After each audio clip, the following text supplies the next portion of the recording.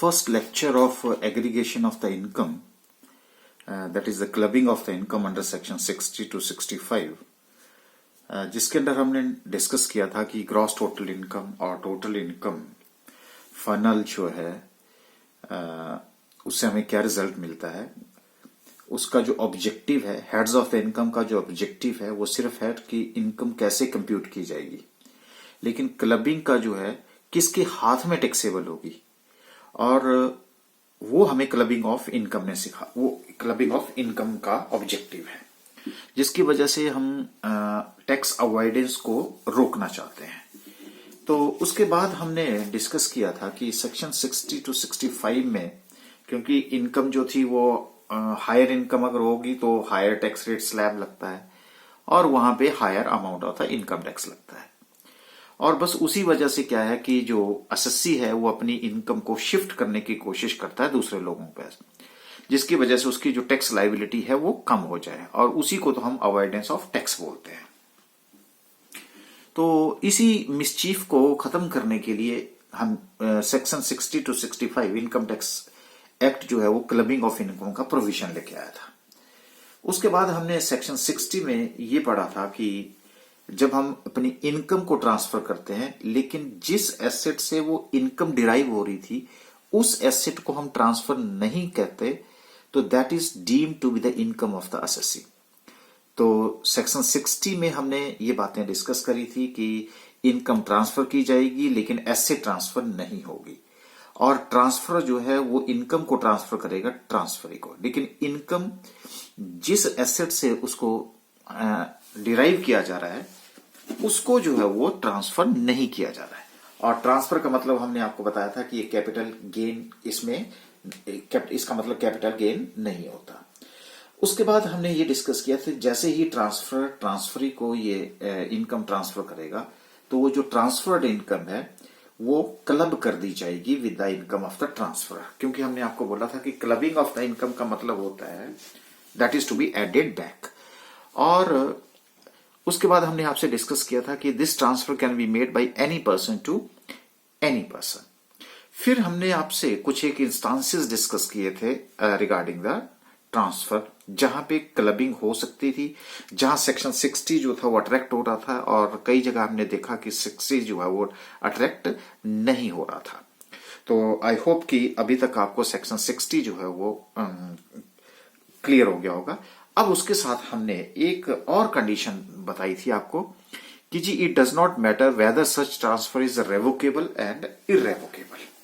तो आज हमारा जो सेक्शन 60 और 61 एंड 62 है आफ्टर 60, वो हम उसी तरफ को बढ़ रहे थे, क्योंकि हमने वहां पे हम साइलेंट हो गए थे। मैंने कहा अभी तक आपको ये पता नहीं चलेगा, नेक्स्ट लेक्चर में आपको रेवोकेबल और इररेवोकेबल की बातें पता चलेंगी। तो देखिए हम फिर दोबारा से हम वहीं पे मूव कर रहे हैं कि जो ट्रांसफर ऑफ एसेट है, वो जो ट्रांसफर ऑफ एसेट है वो आपके पास दो तरह की होती है। एक होती है रेवोकेबल ट्रांसफर और दूसरी होती है इररेवोकेबल ट्रांसफर, राइट। ये आपने इंडियन कॉन्ट्रैक्ट एक्ट में भी पढ़ा है, लेकिन फिर भी मैं आपको, क्योंकि वो हो सकता है कि वहां पे आपके पास जो है वो डिफरेंट इशू हो और डिफरेंट ओरिएंटेशन में आपने पढ़ा हो, लेकिन हम आपको income tax point of view से बताएंगे। तो सबसे पहले मूव करते हैं ये रेवोकेबल ट्रांसफर की तरफ। मैं पहले वैसे ही जस्ट इसका मीनिंग जो है, वेयर एसेट और इनकम कैन रीअक्वायर और right to reacquire during the life time of the transferee.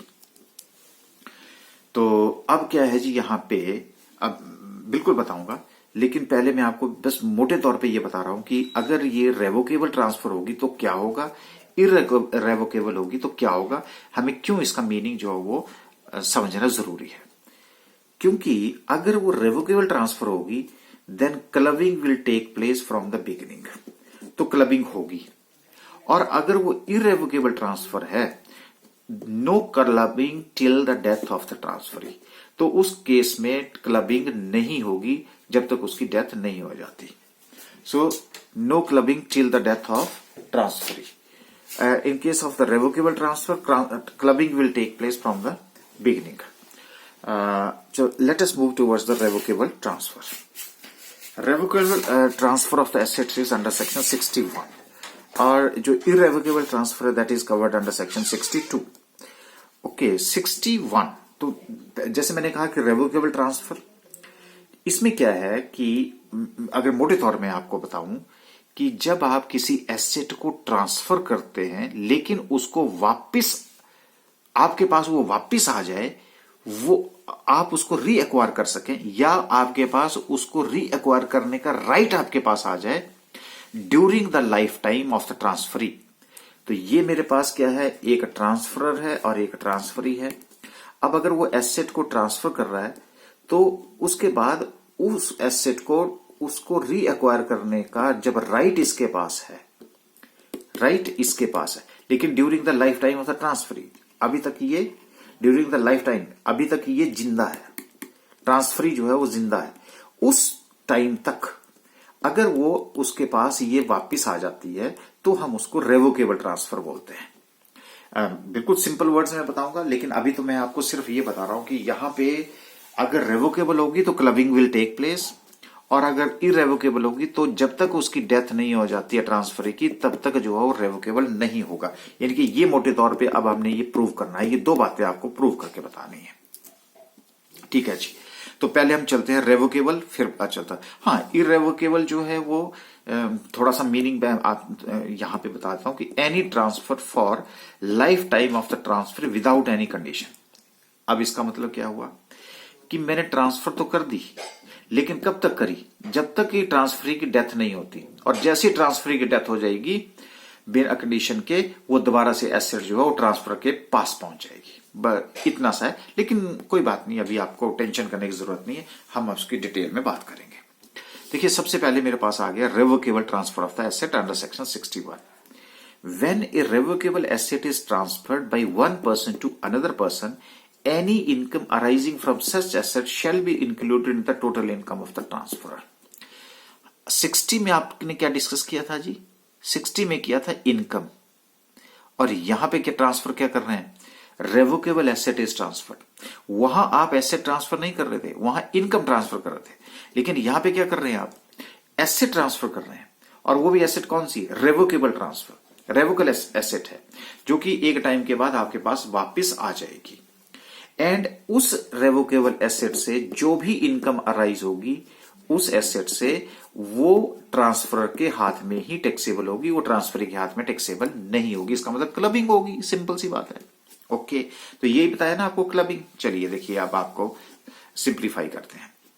देखो, ये ट्रांसफर है और ये ट्रांसफरी है. ट्रांसफर के द्वारा एसेट को ट्रांसफर कर दिया गया ट्रांसफर के द्वारा, and this transfer may be made by any person to any person. ठीक है जी, ये भी एनी पर्सन हो सकता है, ये भी एनी पर्सन हो सकता है, राइट. अब जैसे mister A transferred house property for 20 years to mister B. ये लो जी, अब आपके पास आ गया. जहां भी टाइम पीरियड आपको नजर आएगा समझ लीजिए कि ये रेवोकेबल ट्रांसफर है. क्या है, रेवोकेबल है. तो अभी मैंने आपको क्या बताया, When asset or income can reacquire the right to reacquire. अब इसका मतलब क्या हुआ कि ट्रांसफर के द्वारा ट्रांसफरी को एसेट एक्वायर कर दी गई, ट्रांसफर कर दी गई, और उसको बोला गया देख भाई 10 साल तक मैंने तेरे को ट्रांसफर कर दी, 10 साल के बाद जैसे टाइम पीरियड खत्म होगा ये मेरे पास आ जाएगी, तो तू इसका यूज कितने साल करेगा, 10 साल तक किया करेगा. इसका मतलब जहां पे टाइम पीरियड आपके पास है 6 साल, 90 साल, 100 साल, वट एवर इट इज, तो अगर ऐसा होगा तो समझ लीजिए कौन सी है जी, रेवो. तो मैं आपको क्या एक की पॉइंट दे रहा हूं, एक हिंट दे रहा हूं कि आपको कैसे पता चलेगा कि रेवोकेबल है या नहीं है. तो मैंने क्या कहा, mister A transferred house property. तो हाउस प्रॉपर्टी क्या होगी जी, एसेट होगी. ठीक है, और फॉर 20 ईयर्स है, इसका मतलब टाइम पीरियड है 20 साल तक ही है. तो 20 साल है तो इसका मतलब ये रेवोकेबल नेचर हो गई. तो यहां से पता चल जाएगा आपको रेवोकेबल है या इरेवोकेबल है, राइट. अच्छा, mister A transferred house property for 20 years to mister B. So this is revocable transfer and therefore rent arising on such asset. अब नेचुरली हाउस प्रॉपर्टी के ऊपर क्या मिलेगा, इसको रेंट. रेंट किसको मिलेगा, मिस्टर बी. क्यों मिलेगा, क्योंकि हाउस प्रॉपर्टी अब किसको ट्रांसफर कर दी गई, मिस्टर बी को कर दी गई. लेकिन साथ में क्या है, ये रेवोकेबल है. तो this is revocable transfer and therefore rent arising on such asset shall be clubbed with the income of mister A from the beginning. अब ये बिगिनिंग का मतलब क्या है, ये भी हम आपको बात बताएंगे। हाँ जी, तो अब आपको थोड़ा सा आइडिया हो गया होगा कि रेवोकेबल ट्रांसफर होती क्या है। रेवोकेबल ट्रांसफर का मतलब है कि ट्रांसफर के द्वारा ट्रांसफरी को कोई एसेट ट्रांसफर की जाती है पार्टिकुलर टाइम पीरियड के बाद, और जैसे ही वो टाइम पीरियड खत्म होगा दोबारा से वो एसेट किसकी बन जाएगी, मिस्टर ए की बन जाएगी। अब आपके सामने हाउस प्रॉपर्टी इसको दे दी, उसको बोला एंजॉय कर, अब लेकिन हाउस प्रॉपर्टी दे दी लेकिन बोला 20 साल तक, 20 साल के बाद जो है वो भाई मेरी हो जाएगी, ठीक है, और तो 20 साल के लिए ट्रांसफर करिए। तो ये भी तो एक टैक्स अवॉइडेंस का ही टेक्निक है, क्योंकि 20 साल तक भी ले प्रॉपर्टी कर दी, अब हो सकता है कि वो रेंट वापस आप खुद ले लेता हो। तो इसलिए टैक्स इनकम टैक्स एक्ट ने ही ये प्रोविजन कर दिया कि अगर आप ऐसा करते हो तो ये वाली इनकम जो है वो मिस्टर ए के हाथों में ही क्लबिंग हो जाएगी, एडिड बैक हो जाएगी, यही इसके ऊपर टैक्स देंगे। ओके, अब देखिए, अब आपको ये है मिस्टर एस, राइट। इन्होंने क्या किया, ट्रांसफर डिवेंचर। तो डिवेंचर क्या है सर, एसेट है। ऑन 1 अप्रैल 2019 फॉर 20 ईयर्स, लो जी 20 साल के लिए किसको दे दी, मिस्टर टी को। ओके, अब डिवेंचर के ऊपर क्या मिलेगा जी, इंटरेस्ट, ठीक है। कब किया, 1 अप्रैल 2019, इसका मतलब 2019-20 का जो इंटरेस्ट है वो किसको मिलेगा सर, मिस्टर टी को मिलेगा। तो इसलिए डिवेंचर के ऊपर interest received by mister T for the previous year 2019-20, ये लोगों 1 अप्रैल 2019 टू 31 मार्च 2020, और कितना अमाउंट, 3 लाख रुपए का अमाउंट। तो इंटरेस्ट जो था वो अब किसको मिला जी, मिस्टर टी को मिला, और एस ने वो डिवेंचर किसको ट्रांसफर किया था, टी को ट्रांसफर किया था। लेकिन 1 अप्रैल 2000 तो डिवेंचर भी हमें पता चल गया, लेकिन 20 ईयर्स थे, 20 ईयर्स है, तो इसका मतलब क्या हुआ जी, ये रेवोकेबल एसेट है।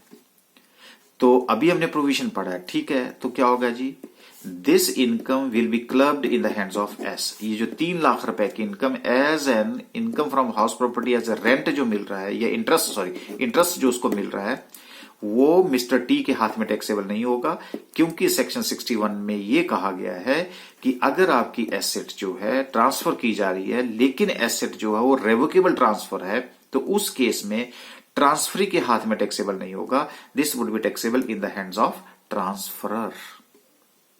हाँ जी, अब बात क्लियर होगी। So this income will be clubbed in the hands of mister S. Okay, अब उसके बाद एक और बात करते हैं। ये मिस्टर राम है, इन्होंने ट्रांसफर क्या किया, house property for 20 years. Sir 20 years आ गया तो इसका मतलब क्या है, ये रेवोकेबल ट्रांसफर। किसको किया जी, मिस्टर श्याम को। अच्छा, अब क्या हुआ, mister Shyam use this house for his self occupation. अब इसने क्या किया कि मिस्टर श्याम जो है उस घर में खुद रह रहा है, उसने को किराया नहीं दिया, अब ऊपर तो क्या था, रेंट आउट कर दिया था this house for his self occupation, and therefore no income arise on this asset. बिल्कुल कोई इनकम नहीं होगी। तो अब बताओ सर, क्लबिंग होगी, नो, क्योंकि जब उसने उससे कोई बेनिफिट नहीं लिया। So therefore no clubbing will take place, कोई इनकम जनरेट नहीं हुई। जब इनकम जनरेट नहीं हुई तो clubbing will not be take place. हाँ जी, ये भी बात क्लियर हुई जी आपको। तो इसका मतलब सेक्शन 61 के अंदर जो है अब आपको ये क्लियर हो गया कि रेवोकेबल ट्रांसफर क्या होती है, और आपको कैसे पहचानना है, जहां भी टाइम पीरियड आपको नजर आए वैसे ही आपने कहां चल जाना है। बोलो जी, कहां पे सर, हम एकदम से हमें पता चल जाएगा कि दिस इज रेवोकेबल, क्योंकि वो एसेट जो है उसके पास वापस चली जाएगी। ओके, अच्छा, अब आपके पास क्या आ जाता है जी, सर हमें चाहिए अब इररेवोकेबल ट्रांसफर। ठीक है, तो अब जो इररेवोकेबल ट्रांसफर है वो क्या चीज होती है, यहां पे क्या है कि ये ट्रांसफरर है और ये ट्रांसफरी है। ठीक है जी, एक ट्रांसफरर है, एक ट्रांसफरी। देखो, मैं रेवोकेबल ट्रांसफर को ना अब पहले मैं दोबारा से इसके बारे में आपसे बात कर लेता हूं, रेवोकेबल, फिर आपको एकदम से इररेवोकेबल ट्रांसफर की इमीडिएटली पता चल जाएगा। ये देखिए, a transfer is deemed to be revocable if, कब, it contains any provision for retransfer. अगर ट्रांसफर के पास ऐसा कोई प्रोविजन है कि वो उस एसेट को रीट्रांसफर कर सकता है डायरेक्टली और इनडायरेक्टली ऑफ द होल और any part of the income, asset to be assets to the transfer. हाँ जी, बात क्लियर हो गया। A transfer is deemed to be revocable if it contains any provision for the retransfer. ठीक है जी, transfer के पास कौन सा राइट है, कौन सा प्रोविजन है कि वो उसको रीट्रांसफर कर सकता है डायरेक्टली और इनडायरेक्टली, या सारी इनकम या उससे थोड़ी सी इनकम। अब मान लो पूरा घर में से उसने 2 कमरे दिए तो 2 कमरों का रेंट मिलेगा, तो क्या हो गया, एनी पार्ट हो गया, तो उसको भी हम क्या बोलेंगे, रेवोकेबल। दूसरा है if it in any way gives the transfer a right to reassume power directly और इनडायरेक्टली। मैंने दोनों पहले क्या आपको बताए थे, राइट बोला था, अब इसके पास पावर है डायरेक्टली और इनडायरेक्टली कि ये राइट टू रीअज्यूम द पावर, दोबारा से उसके पास वो उसको अज्यूम कर ले, वापस आ जाए, ओवर द होल और any part of the income of the asset, तो भी वो क्या माननी चाहिए, रेवोकेबल ट्रांसफर। अब जैसे C transfer a property permanently to D, ठीक है, विद द कंडीशन दैट क्या 40% of the income from such property is to be given to him. बोला कि मैं तेरे को परमानेंटली जो है एक प्रॉपर्टी जो है वो ट्रांसफर कर रहा हूं, लेकिन एक कंडीशन साथ में लगा रहा हूं कि उस प्रॉपर्टी से जो इनकम होगी उसका 40% जो है वो मुझे वापस देना है, हर साल जो है मुझे 40% उसका वापस देना है। तो बताओ, does the transfer contains a provision for the retransfer, आया जी, of a part of the income back to C. तो अब बात क्लियर होगी जी। तो 2 पॉइंट जो मैं आपको बता रहा था, जरूरी नहीं है कि सारा, कुछ एक पोर्शन भी जो है अगर उसके पास वापिस आ जाता तो इसके पास दोबारा राइट आ गया कि देख अगर ये 40% नहीं देगा तो क्या होगा, तो अल्टीमेटली वो जो प्रॉपर्टी उसने परमानेंटली ट्रांसफर की होगी उसके ऊपर दोबारा से वो राइट किसका आ जाएगा, मिस्टर सी का आ जाएगा। तो उसको बोलते हैं रिवोकेबल, जिसको आप रिवोक कर सकते हैं, रास्ते में उसको रोक सकते हैं, उसके ऊपर अपना राइट दोबारा से ले सकते हैं, उसको क्या बोलते हैं, रिवोकेबल ट्रांसफर। ठीक है जी। अच्छा, अब उसके बाद हमारा है चलता है कि इरेवोकेबल ट्रांसफर क्या चीज होती है। देखो मैं आपको बता देता हूं थोड़ा सा। इरेवोकेबल के केस में क्या है कि ये ट्रांसफरर है और ये ट्रांसफरी है। अब ये एसेट को ट्रांसफर करेगा, ठीक है। अब यहां पे कोई टाइम पीरियड नहीं मिलेगा आपको, ठीक है। अब उसने क्या किया कि मान लो डिवेंचर ट्रांसफर कर दिए, कब तक किए, जब तक ट्रांसफरी की डेथ नहीं होती। लो जी, अब ये कंडीशन लग गई, जब तक ट्रांसफरी की डेथ नहीं हो जाती, ओके। लेकिन कहता है जैसे ही इसकी ट्रांसफर डेथ हो जाएगी, एसेट दोबारा मेरी हो जाएगी। इसको क्या बोलते हैं, इरेवोकेबल बोलते हैं। और इससे पहले रेवोकेबल में क्या था, ये तो जिंदा है लेकिन उससे पहले ही, जैसे मान लो कि उसने बोला कि देख 10 साल तक के लिए यूज कर, उससे पहले जो है मुझे वापस इसके पास राइट आ जाता है। लेकिन अब क्या होगा, डेथ तक राइट, जब तक इसकी डेथ नहीं हो जाती तब तक ही इसके पास वापस नहीं जाएगा। ठीक है। अब चलो डिटेल में हम इसकी इरेवोकेबल ट्रांसफर की बात करते हैं। इरेवोकेबल ट्रांसफर सेक्शन 62 में no clubbing till the death of the transfer, बिल्कुल अभी याद आ गया आपको। अब हमने क्या पढ़ा वहां पे, प्रोविजन क्या पढ़ा था, हमने पढ़ा था सर कि any transfer for life time of the transferee. अब बात समझ आ गई, any transfer for life time of the transferee, जब तक ट्रांसफरी की डेथ नहीं हो जाती, विदाउट एनी कंडीशन, कोई कंडीशन नहीं है। तो no clubbing till the death of the transferee, जब तक उसकी डेथ नहीं हो जाएगी तब तक क्लबिंग नहीं होगी, लेकिन जैसे ही उसकी डेथ हो जाएगी उसके बाद क्लबिंग हो जाएगी। अब ये क्लबिंग क्यों होगी बताएंगे मैं आपको। तो no clubbing till the death of the transferee, ठीक है। तो any transfer for the life time of the transferee without any condition is to be known here as irrevocable transfer. कैसा हुआ जी, मान लो ये है मिस्टर एक्स, इन्होंने बिल्डिंग ट्रांसफर करी किसको, मिस्टर वाई को। तो transfer building to mister Y for his life time, और कब की, 15 फरवरी 2016 को इन्होंने बिल्डिंग जो है मिस्टर एक्स ने मिस्टर वाई को ट्रांसफर कर दी। कब की, फॉर हिज लाइफ टाइम। जब लाइफ टाइम आ गया, यहां 10 साल, 20 साल, 15 साल, 8 साल, अब चाहे डेथ हो जाए एक दिन के बाद, डेथ हो जाए अब 50 साल के बाद, लेकिन क्या लिखा है, लाइफ टाइम है। जब लाइफ टाइम वर्ड आ गया तो कौन सी नेचर आ गई सर, इररेवोकेबल। और अगर यहां 5 साल होता तो क्या होता, रेवोकेबल। ठीक है, अच्छा कब का ट्रांसफर कर दी, 15 फरवरी 2016 को। और क्या बोला, लाइफ टाइम तक, भाई जब तक तू जिंदा रहेगा तब तक तू इसका यूज कर, इस बिल्डिंग का यूज कर, जो फायदा लेना ले। लेकिन जैसे ही तेरी डेथ हो जाएगी उसके बाद ये बिल्डिंग मेरी बन जाएगी, ये मेरे पास दोबारा से इसका राइट आ जाएगा। अब क्या हो गया, ये मिस्टर वाई जो है डाइड ऑन 16 जनवरी 2020 को, उसकी डेथ हो गई। अब अगर ऐसी सिचुएशन आ जाती है तो क्या होगा सर, ये बताइए।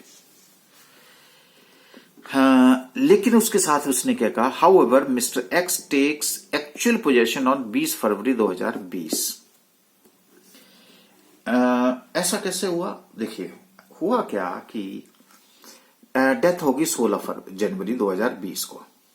ठीक है, अब मिस्टर एक्स ने भी सोचा कि अब मिस्टर वाई की डेथ हो गई, अब वो क्या हो गया कि बीच में जो है मिस्टर एक्स गए। अब जब गए तो वहां पे क्या थे, मिस्टर वाई तो नहीं रहा, लेकिन उसके परिवार के मेंबर्स थे, उसके जो थे बेटे थे, बेटियां थी, वो था, उनके पास वो चला गया थोड़े टाइम के लिए। उसने देखा, देखो जी अभी तो डेथ हुई है, ताजा ताजा क्या जाना है उनके घर में, बहुत सारे जो है हिंदू में उसमें संस्कार होते हैं, वो करने पड़ेंगे, और उसके बाद अभी वो गम में डूबे हुए हैं तो क्यों जाना। तो इसी तरह से वो है कि वो भी एक दिन जो है वो एक तरह से अपना शोक प्रकट करने चले गए।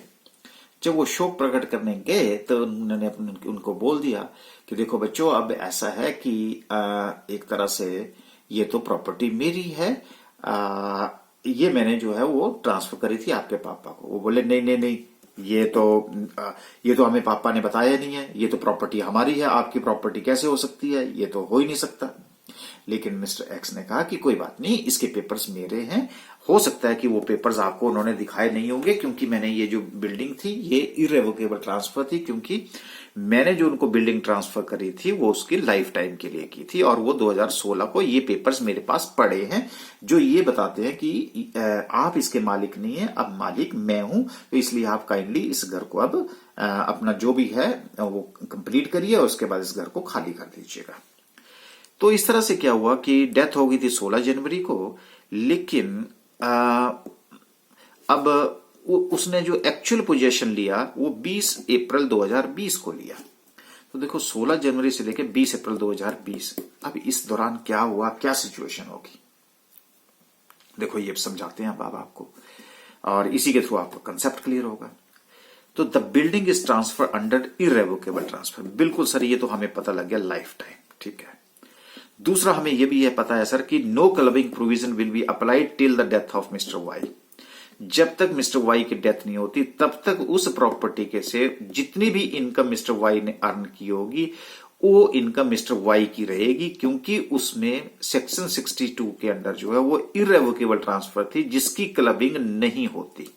सर ये भी possible in the hands of mister Y, बिल्कुल ये तो है ही। कब से लेके 15 फरवरी 2016 से लेकर के 16 जनवरी 2020 तक, क्योंकि 16 को ट्रांसफर करी थी, डेथ उसकी हो गई और लाइफ टाइम के लिए थी, और ये इरेवोकेबल नेचर की थी। जब इरेवोकेबल नेचर होती है तो उसमें क्लबिंग नहीं होती, क्लबिंग नहीं होती तो इसका मतलब है वो ट्रांसफरी के हाथ में टैक्सेबल होती। सर वो तो 61 में था कि क्लबिंग का प्रोविजन था, बिल्कुल, लेकिन ये यहां इरेवोकेबल है इसलिए नहीं होगा। अच्छा, उसके बाद immediately after death power to revoke arises.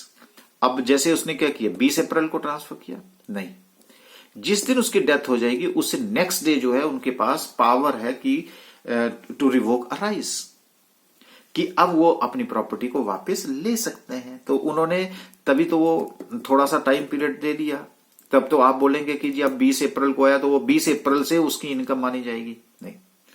तो ये वाला पॉइंट बहुत इंपॉर्टेंट है। तो immediately after death power to revoke arises, ये पॉइंट सबसे इंपॉर्टेंट है, क्योंकि स्टूडेंट कंफ्यूज रहता है कि सर ये तो 20 को आएगा, नहीं आएगा।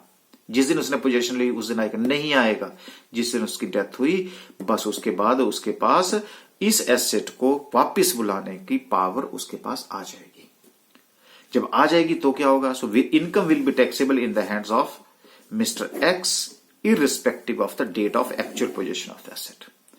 इसके हाथ में ये जो मिस्टर एक्स है उसके हाथ में ये 17 जनवरी से लेकर के आगे तक जितनी भी इनकम्स होंगी वो किसके हाथ में टैक्सेबल होगी? मिस्टर एक्स के हाथ में टैक्सेबल होगी, क्योंकि अब उसका जो है वो क्लबिंग का प्रोविजन शुरू हो जाता है डेथ के बाद। सर इसको थोड़ा सा और नरेट कर डिटेल में समझाओ। ठीक है, 15 फरवरी 2016 से लेकर के 16 जनवरी 2020 को ये कौन सी नेचर की थी ट्रांसफर? सर ये इरेवोकेबल थी। अगर इरेवोकेबल थी तो हमने पढ़ा है कि इसकी क्लबिंग नहीं होती। अगर नहीं होती है तो ये टैक्सेबल किसके हाथ में होगा? सर मिस्टर वाई के हाथ में टैक्सेबल होगा। सही बात है, अब क्लियर हो गया। अच्छा, फिर उसके बाद 17 जनवरी। सर लेकिन पोजेशन तो कब आया? 20 अप्रैल को। तो मैंने अभी आपको बताया ना कि आफ्टर डेथ, मरने के इमीडिएटली बाद जो है मिस्टर एक्स के पास ये पावर अराइज हो जाती है कि वो वापस ले सकता है। तो इसलिए 17 जनवरी से लेकर के ऑनवर्ड्स, जब तक 17 जनवरी से लेकर के जब तक उसके पास ये एसेट है, अब वो कौन सी नेचर की होगी? सर अब बन गई वो रेवोकेबल की। तो जब रेवोकेबल हो गई अब तो क्या बन जाए, कौन सा प्रोविजन लग जाएगा? सर अब तो क्लबिंग का प्रोविजन लगेगा। तो 17 जनवरी के बाद जो भी इनकम अराइज होगी, क्योंकि वो रिवोक कर दी, उसके पास वापिस आ गई, जब वापिस आ गई तो उस केस में अब वो टैक्स कौन देगा? मिस्टर एक्स टैक्स देगा।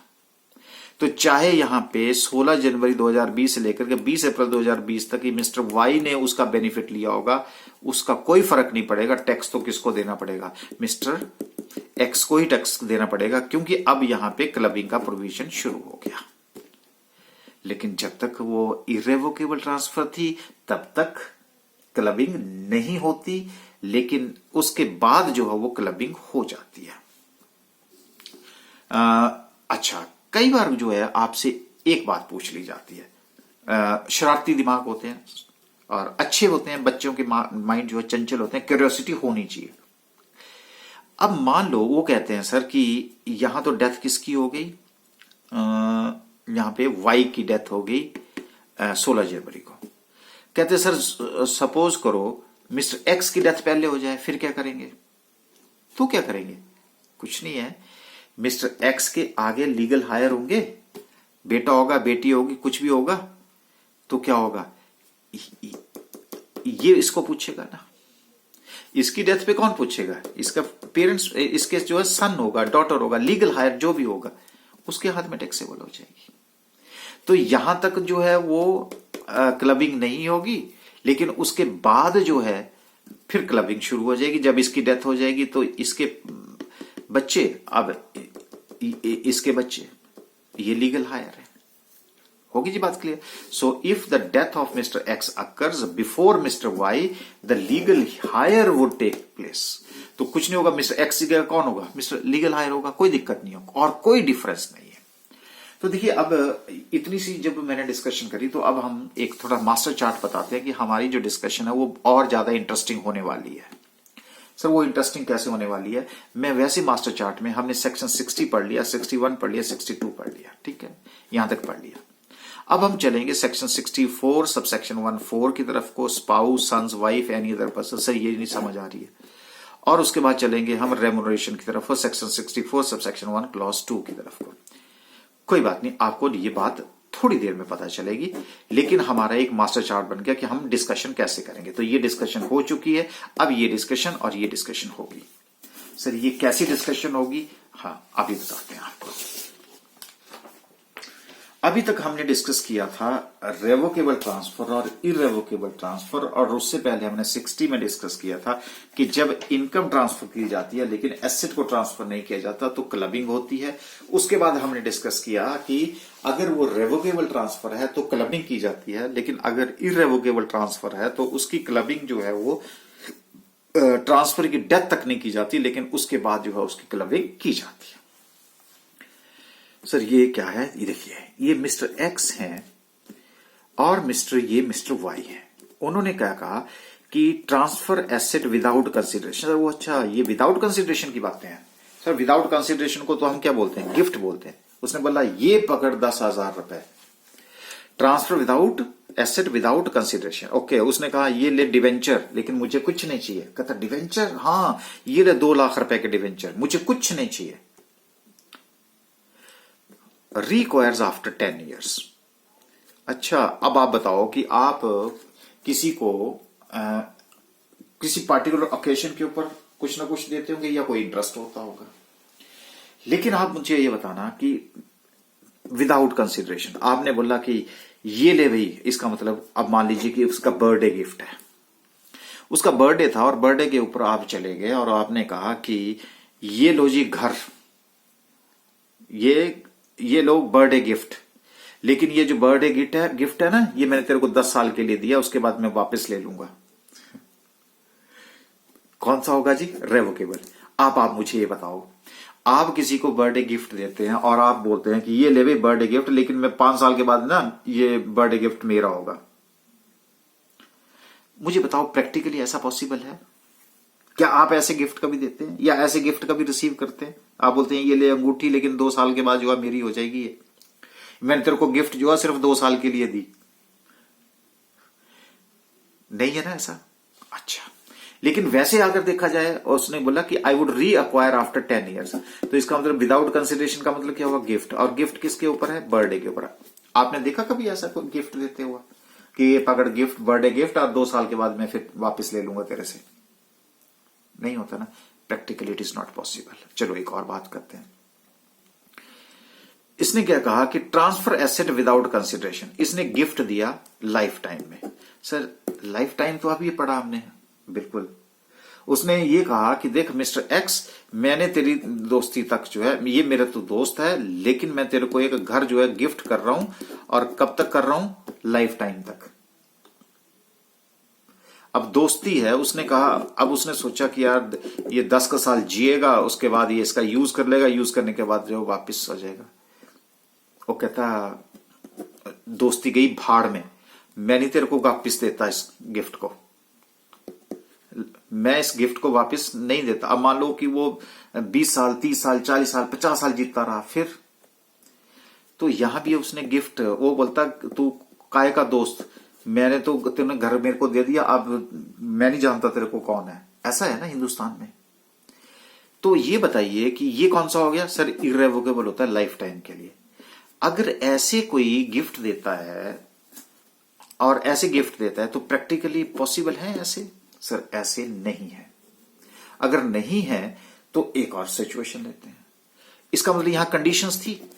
अब मिस्टर एक्स ने बोला कि मैं तेरे को ट्रांसफर करता हूं एसेट विदाउट कंसिडरेशन, यानी कि क्या देता हूं? गिफ्ट, और साथ में कोई कंडीशन नहीं लगाता।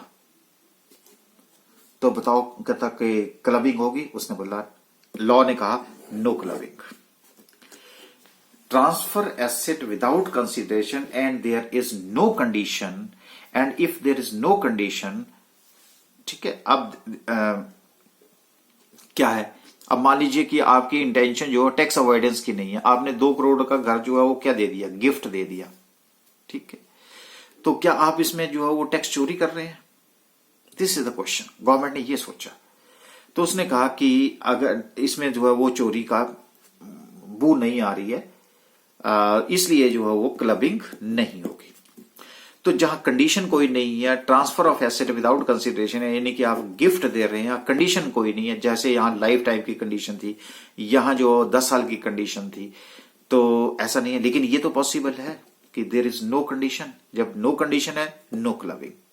लेकिन लॉ ने कहा देखो भाई, आपकी इंटेंशन टैक्स चोरी करने की कब हो सकती है? सर बताओ। कहते देखो, कहता मिस्टर एक्स ने ट्रांसफर कर दी एसेट विदाउट कंसिडरेशन। मान लो कि घर जो है वो गिफ्ट दे दिया 2 करोड़ रुपए का। किसको दे दिया? स्पाउस को। अगर हस्बैंड है तो वाइफ को दे दिया, वाइफ है तो हस्बैंड को दे दिया। कहता अब तुम लोग तो दोनों एक ही हो, अगर एक ही हो तो उस घर से जो इनकम है वो दोबारा से किसके पास आ जाएगी? मिस्टर एक्स के पास आ जाएगी। तो कहता अगर ऐसा है, अगर आप transfer of asset without consideration अपनी वाइफ को करते हैं, या हस्बैंड वाइफ को, वाइफ हस्बैंड को करता है, तो कहता मैं क्लबिंग करूंगा, क्योंकि यहां अब मुझे टैक्स चोरी की खुशबू आ रही है, इससे लग रहा है कि आप टैक्स चोरी करोगे। अच्छा, और कहता अगर आप सोचोगे भी नहीं कि ऐसा भी हो सकता है। दूसरा, कहता है टैक्स चोरी करने के लिए आप सन्स वाइफ, बहू, अगर आपने एसेट को ट्रांसफर किया without consideration to sons wife, तो भी कहता मुझे टैक्स चोरी करने की स्मेल आ रही है, इसलिए भी मैं वहां भी क्लबिंग नहीं करने दूंगा। फिर कहता तीसरा case, any person for the benefit of, अगर आपने हो सकता है कि किसी ऐसे पर्सन को ट्रांसफर किया इनडायरेक्ट वे में जो किसको फायदा पहुंचाना चाहता है, सन्स वाइफ, स्पाउस को। इसका मतलब वो इनडायरेक्ट वे में आपको टैक्स की चोरी करने में मदद करेगा कि नहीं करेगा? क्योंकि अगर आप इधर करते हैं तो वो बोलेंगे आप एक ही हो, इधर करते हो तो आप कहते हैं एक ही हो। लेकिन अगर आप कहते हैं एनी पर्सन को चोरी करते हो, लेकिन चोरी अगर इसको ट्रांसफर करते हो, लेकिन उसका फायदा किसको दे रहे हैं? इसको। मान लो मैंने पहले इसको दिया, मैंने कहा देख तू मेरा दोस्त है, तू मेरा स्पाउस नहीं है, सन्स में दोस्त है, ठीक है, तू ऐसा कर, मैं तेरे को दे रहा हूं गिफ्ट, और ये तू गिफ्ट जो है मेरे सन्स वाइफ को दे दे या मेरे स्पाउस को दे दे, तो क्या होगा? इनडायरेक्ट मदद होगी कि नहीं होगी? तो 3 केसेस में तो इसने क्या कहा, इनकम टैक्स एक्ट ने क्या कहा कि 3 केसेस में मैं क्लबिंग करूंगा, चाहे जो मर्जी हो, मैं क्लबिंग करूंगा, और अदरवाइज मैं क्लबिंग। अब इसका मतलब है कि अगर मिस्टर एक्स अपने फादर को ट्रांसफर करता है तो क्लबिंग नहीं होगी, सन को करता है तो क्लबिंग नहीं होगी, लेकिन अगर वो स्पाउस को करता है तो क्लबिंग होगी, सन्स की वाइफ को करता है तो क्लबिंग होगी, और किसी और से पर्सन को करता है जिसका अल्टीमेटली इनडायरेक्ट वे में इनडायरेक्टली जो ट्रांसफर करके जो बेनिफिट है वो किसको मिल रहा है, सन्स वाइफ और स्पाउस को मिलता है, तो भी कहता मैं क्लबिंग करूंगा। बात क्लियर होगी जी कि क्लबिंग कब होगी। और चौथा केस क्या होगा, income of A minor child, उस केस में भी कहता मैं क्लबिंग करूंगा, उस केस में भी मैं इनकम क्या करूंगा, क्लबिंग करूंगा। ये बात क्लियर है। तो इसको मैंने क्या किया, देखिए, income of individual to include income of spouse, minor child etcetera under section 64 है ना वैसे तो। लेकिन अब देखिए क्या हुआ, जो मैंने अभी तक आपसे डिस्कशन करी वो क्या हुई। कहता इंडिविजुअल है, उसने जो है एक एसेट गिफ्ट दी एज ए हाउस प्रॉपर्टी, ठीक है। अब किसको दी, स्पाउस को, और उस हाउस प्रॉपर्टी से जो है रेंट की इनकम किसको होगी, स्पाउस को होगी। Asset transferred without adequate consideration, और इनको जो है एक तरह से गिफ्ट दिया, क्योंकि बिना कंसिडरेशन के दिया या बिना एडिक्वेट कंसिडरेशन के दिया। लेकिन हाउस प्रॉपर्टी जो ट्रांसफर करी उससे जो रेंट मिलेगा वो किसको मिल रहा है, स्पाउस को। या इंडिविजुअल ने हाउस प्रॉपर्टी किसको ट्रांसफर करी, सन्स की वाइफ को, तो उससे रेंट किसको मिलेगा, सर सन्स की वाइफ को मिलेगा। उसके बाद क्या होगा कि अगर हाउस प्रॉपर्टी ट्रांसफर करी एनी अदर पर्सन को, लेकिन उसका बेनिफिट जो है किसको, इनडायरेक्ट वे में किसको मिलेगा, सन्स वाइफ को मिलेगा, स्पाउस को मिलेगा। तो कहता ये जो रेंट की इनकम इन तीनों के हाथ में है, जो इनको मिली वो इनके हाथ में टैक्सेबल नहीं होगी, वो इनकम जाकर के क्लब हो जाएगी और अल्टीमेटली टैक्स किसको देना पड़ेगा, इंडिविजुअल को देना पड़ेगा। यही तो सर हमने ऊपर बात करी आपके। और उसी तरह से जो इनकम ऑफ माइनर चाइल्ड है that is also clubbed in the hands of parents. तो यही हमने क्या करना है, अब डिटेल्स में आपसे डिस्कस करना है। तो ये देखिए जो मैंने मास्टर चार्ट आपको बनाया था उसमें यही था। सेक्शन 64 सब 74 में spouse, sons, wife and any other person, 3 आगे, और इसमें चौथा आ जाएगा आपका माइनर चाइल्ड डिस्कस करेंगे, और एक होगा रेमुनरेशन, जो कि मैं इसको स्पेशल सर्कमस्टांसेस में इसको डिस्कस करूंगा। हाँ जी, यहां तक बात क्लियर होगी। तो सर हमारी जो नेक्स्ट डिस्कशन होगी वो किसके ऊपर होगी, जो हम डिटेल में डिस्कशन करेंगे वो किसके ऊपर होगी। बस अब आज मैंने आपको एक बेस बना दिया कि अब हमारी जो नेक्स्ट डिस्कशन होगी वो किसके ऊपर होगी, जब इंडिविजुअल बिना कंसीडरेशन के एसेट को एज ए गिफ्ट जो है स्पाउस को देता है, सन्स वाइफ देता है, एनी अदर पर्सन देता है, तो उससे जो इनकम होती है वो क्लब किसके साथ होगी, इंडिविजुअल। बस ये सर्कमस्टांसेस हम डिस्कस करेंगे, फिर हम माइनर चाइल्ड डिस्कस करेंगे, और फिर हम रेमुनरेशन डिस्कस करेंगे। इस तरह से जो है हमारा चैप्टर क्लोज होगा, इसको वाइंड अप करेंगे। लेकिन ये इसी मास्टर चार्ट के अकॉर्डिंगली 60, 61, 62 क्लियर, ये अब डिस्कशन होगी नेक्स्ट लेक्चर में, और इसकी जो है वो लास्ट में इसकी डिस्कशन करेंगे, माइनर चाइल्ड इसके साथ होगा। क्लियर है जी बात अब आपको? तो अब आप नेक्स्ट लेक्चर में ये कंफ्यूज नहीं करेंगे कि जी अब आपने ये स्पाउस और सन्स वाइफ की बातें करनी शुरू कर दी। तो अब क्या हुआ, अब बात समझ आ गई कि mister X transfer asset without condition and there is no condition. तो इसका मतलब रेवोकेबल और इररेवोकेबल वो क्वेश्चन जो है वो अराइज नहीं होता। तो अब मुझे लगता है कि जो मैंने सेक्शन 60 में आपको डिस्कस किया था, ये था 60 जी, और इसमें ये बोला था मैंने, it does not matter whether such transfer is revocable और इरेवोकेबल। सेक्शन 60 में इसका कोई फर्क नहीं पड़ेगा, लेकिन फर्क कहां पड़ेगा, 61 और 62 में जो है इसका डिस्कशन पड़ेगा। तो ये देखो नो कंडीशन थी इसलिए नो क्लबिंग होगी, लेकिन इसकी एक्सेप्शंस हैं, और वो एक्सेप्शंस कौन है, वो है spouse, sons wife, any other person. The benefit of is for the sons wife and spouse और income of the minor child. बस इसकी हम बहुत इंटरेस्टिंग होने वाला है, इसकी हम डिटेल डिस्कशन जो है वो नेक्स्ट लेक्चर में करें।